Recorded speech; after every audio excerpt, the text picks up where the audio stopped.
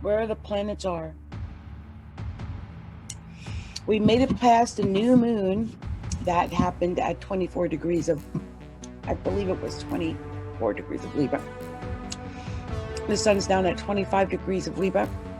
The moon is at 14 degrees of Scorpio. And Mercury's at 10 degrees of Scorpio, which means the moon and Mercury are conjunct. This may mean that some of us may talk about, or have been talking about, family issues, maybe some emotional things. I think it's been emotional for several people.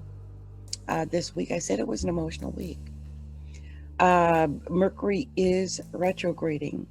And in my last, I think I did it in my last one, but I'll say it here. Whenever Mercury is retrograding, it's a time for you to things. This is time for you to rethink, reassess, reevaluate, rejuvenate, realign, relate, relive, readjust, re-examine. Every reword you can think of, really. So this is what you do. I mean, it's the best way to handle Mercury retrograde. It's, just know it's time to review things. Go over everything. It might be time to rejuvenate or revise things as well. Or, reawaken. Some things may reawaken. So you may be experiencing that. And I think it might have been probably over the last day, you might have really felt that because the moon's moving pretty quickly. It's already at 14 degrees. So the exact conjunction's kind of separating. But yeah, you might be in a reverie, reword, right? Remembering things. I see that some people might be doing that. Venus is at 18 degrees of Virgo, and that is sextile the moon. And it's moving toward an exact sextile, so that's definitely occurring. Scorpio and Virgo, they mesh well together. So I think this moon and Venus are going to be kind of pleasant. It's a pleasant sextile. It's a pleasant connection. So some Virgos maybe you'll be able to work out issues with your love life, maybe. Hopefully you'll be able to talk about your emotions and get some things worked out. That might be how that plays out with the Venus moon connection in Scorpio and Virgo. Now, Mars is retrograding still. It's at 19 degrees of Aries. That 19 degrees of Aries is still within striking distance of the sun, although they're separating. And it's a 6-degree orb. We're talking the sun. The sun gets a 10-degree orb. So some people, especially Libras and Aries, may really be feeling the Sun-Mars opposition. You've been feeling it for a minute now. And even though it's starting to ease up a little bit, I think you probably still can feel that. Also, 19 degrees of Mars is exactly square 19 degrees of Capricorn, which is exactly where Jupiter is right now. So Jupiter is square that Mars, and Mars is retrograding. The only good thing I get out of that message is that, well, Jupiter is positive and Mars is a little malefic. So perhaps the positivity of Jupiter in Capricorn will outshine and just overpower Mars, since Jupiter is a larger planet anyway. But Mars is very aggressive usually, but it's in retrograde, so it's kind of like limping. It's like, so hopefully Jupiter will take care of that. Saturn is at 25 degrees of Capricorn, and it is exactly square the sun.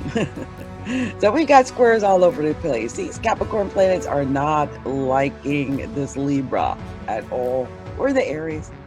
So Saturn is at 25 degrees of Capricorn. The sun's at 25 degrees of Libra. I mean, it's almost an exact conjunct, a square.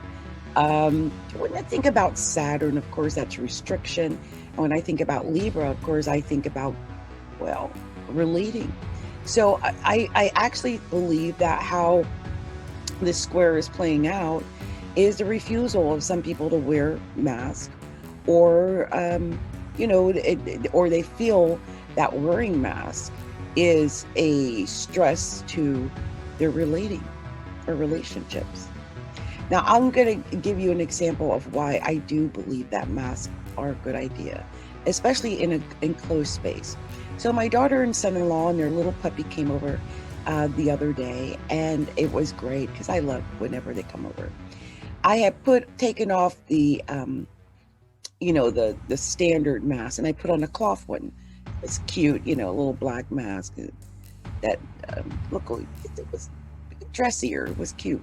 So I put that on, and I was talking through the mask to my daughter like I normally do with the regular mask. But one of the things I picked up, unlike the regular mask, which seemed to absorb it, the cloth mask was picking up an unusual amount of spittle.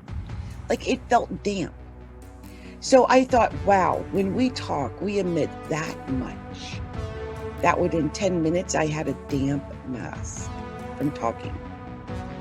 Just know that there's a reason behind it. I mean, I don't know about you, but I don't want to inhale your spittle. Just saying. So anyway, I just thought I would say that. Now, it could just be the relationships in general. And it could be that some relationships are stressed out about going to the next level, because Saturn is responsibility and going to the next level. And it's squaring Libra. So it could be squaring your relationship. And you might just realize you're not going to go to the next level in this relationship. And therefore, you might have to end it. I just did that the other day. It was a guy. I really care about this guy, but I realized this person has a problem. Kept telling me he loved me and he wanted to be with me, and but he was future faking me. And thank goodness I know about all of the code words and things of men and women who do these to other people. They'll lie, they'll cheat, they'll future fake you, they'll do all kind of stuff. Internet predators and people that seem nice, but then they this person kept doing the same thing over and over and over. After a while, you realize, oh, it's a broken record. It's a problem. So you might come into something like that where, well, Saturn is a great taskmaster. It also is like a teacher. It sees things, and it isn't going to put up with BS. Okay, so you watch the relationships out there. Let's see. Uranus, 9 degrees of Taurus. And it's opposed Mercury. So many squares and oppositions. Oh my gosh. The undercurrent of all of these squares and oppositions can't be good. Like, no matter how good you think it's going, with the undercurrent of this many squares and oppositions actually occurring, it's not good. There's a lot of underhanded, sneaky, stressful things going on. You might catch people in lies and deceit and things like that right now. I particularly believe that because another one of the oppositions is Neptune to Venus. Neptune is at 18 degrees of Pisces retrograding. Venus is at 18 degrees of Virgo, exactly opposite. Again, relationships. There's problems, there's stress, there might be competition, there might be third partying, there could be lies and deceit. Please be aware of this in relationships. And I know that not everyone is a double Capricorn with Saturn in the first house like me. But you might find that you have to nip that ish in the bud. Like, snip, snip, it's done. I warned the person I was talking to about it because I'm like, look, I got a television show coming up. Like, I've got to record or somehow get 6 episodes to this agency or company or whatever by the first of the month. It gives me like 13 days. The last thing I'm going to do is spend my blessed energy on anything that's not moving me toward my goals. I'm a double Capricorn with Saturn in the first house, and Saturn by transit in the first house, and Pluto and Jupiter. So, no. Okay, I don't.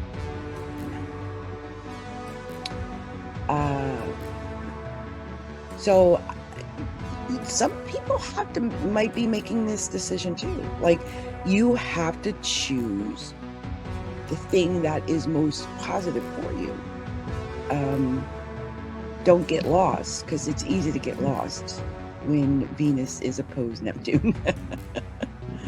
You know, because our wants and desires and wishes and all that, Neptune is so dreamy and so illusional and delusional, and we want the fantasy, and we want the fantasy just the way we want it. And here comes Venus opposing it, wanting almost perfection.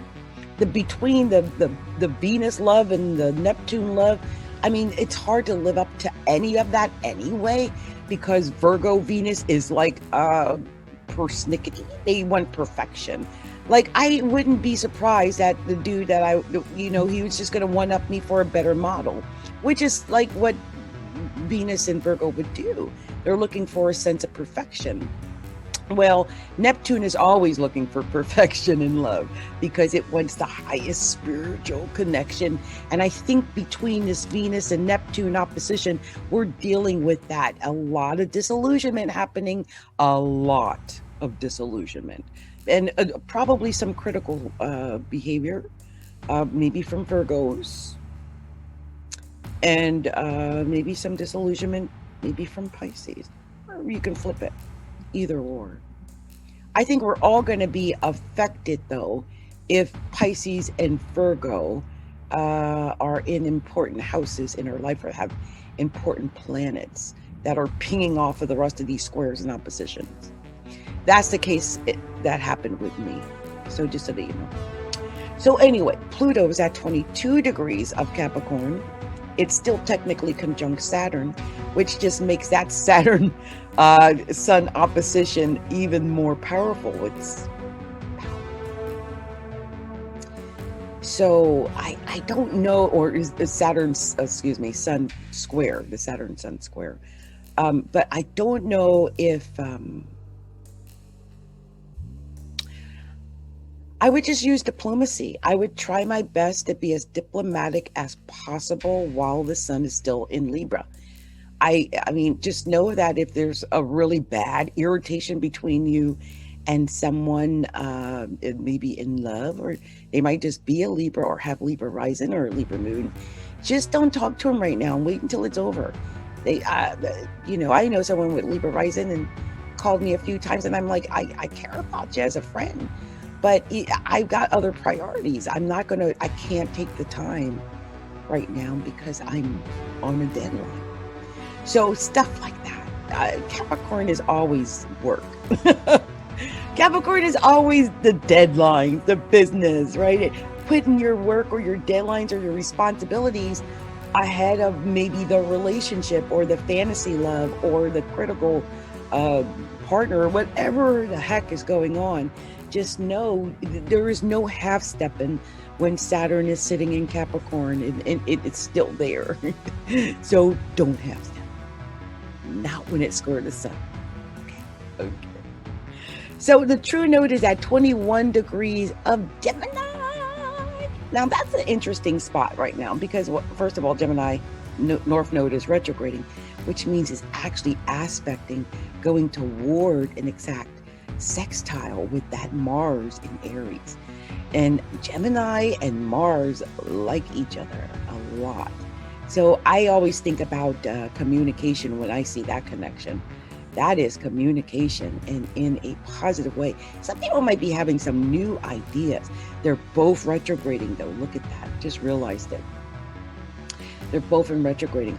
And with Mercury retrograde right now in Scorpio, I would just, because that's a quincunx. Not quite yet. No, it's retrograde. It's not. But I would still be, oh, and I just saw another opposition. I would just be careful, okay, about aggressiveness, and I would definitely err on the side of communication. Make sure you clarify your communication, especially if it's dealing with relationships or love. Virgo Venus is opposed Pisces Neptune, okay? So just make sure you clarify things, because Mars can go off half-cocked, and the North Node, I can see this happening maybe since it's sextile, agreeing with it, and it's a fight. It's a verbal argument. So watch it. The North Node is supported by the Sun, though, because the Sun is at 25 degrees. It's supporting the North Node. Like I said, it's about the communication. So finally, and I saw something else and I didn't mention it. That's that Mercury is opposed Uranus. When I tell you about the communication, please watch your communication. Mercury retrograde opposed Uranus retrograde. Y'all can say any old crazy ish and it won't make no sense next week. I'm just saying. Once Mercury goes direct, you'll go like, why did I say I would do that? Or why did I say that to him? Why did I break up with that guy? I love that guy. Or why did I eat all those potatoes? I gained 20 pounds. Or whatever it is. It's something. Something like that, okay? Yeah, I just sense this could be happening to people. And finally, we've got Chiron at 6 degrees of Aries. It's retrograding. It's not affecting anything right now, which I'm actually shocked because it's been messing with everything for a while. So that's a very good thing. And you guys, with that, this has been Where the Planets Are. The horoscope is right. Horoscope is right. Now, I have not been messing around in horoscopes for a few days. And I don't know if I'm going to do it this week either, because I don't see a lot of people out here because I came late. So I don't feel beholden to do any particular horoscopes for anyone, unless, of course, I've got requests. I think I will do some next week because I saw there were a few requests, I think, in Facebook to do an actual horoscope chart. So tonight, what I'm going to do is new moon card readings, and I will be talking about how the new moon may have affected you as a sign, or in actuality, how it may affect you over the next couple of weeks as a sign. Because what most people forget is that when there's a new moon or full moon, actually, they don't just affect you that day. I mean, it's greatest of the day of the exact event, but it lasts for 2 weeks. A full moon lasts 2 weeks. A new moon lasts 2 weeks. So with that, the influence is affecting half of the month. And I actually have a little ebook I wrote about dieting based on the moon cycles. I feel like I lost 300 pounds following that. And so if anyone is interested, just, email me at astrologylookinsight@gmail.com. That's astrologylookinsight@gmail.com. And I'll hook you up with information on how you can get that for yourself. Because it really does affect weight loss or weight gain. It can be either or, right? Some people want to gain weight, so it can help you with that too. I'm going to start out with the sign of Aries. I've done the intuitive readings for the month of October. I've done the intuitive romance readings for the month of October.